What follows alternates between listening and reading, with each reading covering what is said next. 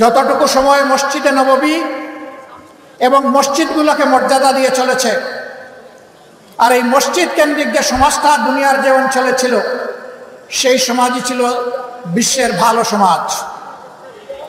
আর রাসূল করিম সাল্লাল্লাহু আলাইহি সাল্লাম যে সমাজ মসজিদে নববীকে কেন্দ্র করে গড়ে তুলেছিলেন, সেই সমাজ সম্পর্কে আল্লাহ তাআলার পক্ষ থেকে তিনি সার্টিফাই করে গিয়েছেন, খায়রুল কুরুনি কারনি সুম্মাল্লাযীনা ইয়ালুনাহুম সুম্মাল্লাযীনা ইয়ালুনাহুম।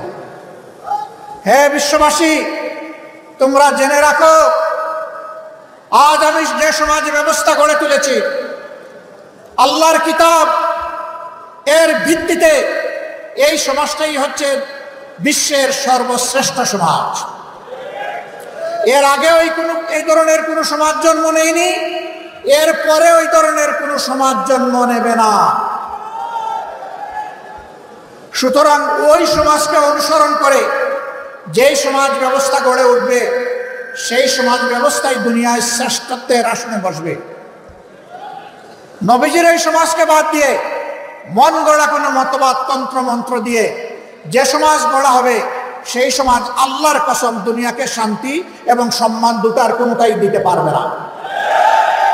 এটি প্রমাণিত সত্য।